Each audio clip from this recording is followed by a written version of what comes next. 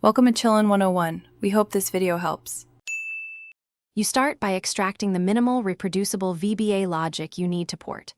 Open the workbook, locate each macro, and note inputs, outputs, and side effects. This reduces scope.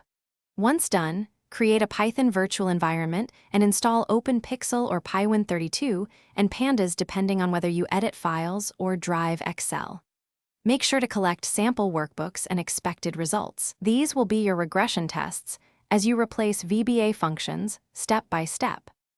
You now map each VBA routine to a Python equivalent, deciding library choices based on features like formatting or automation. Translate small functions first, then combine them into modules. Keep function names and signatures similar so tests remain meaningful. Once you have core logic running, replace direct sheet loops with vectorized Pandas operations for speed, and use OpenPixel or Pywin32 only for formatting and Excel-specific behaviors.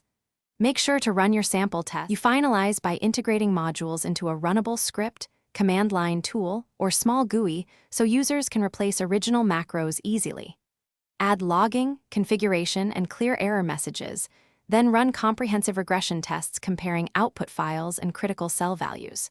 Once verified, package with pip or create an executable, document usage, and train users on the new workflow.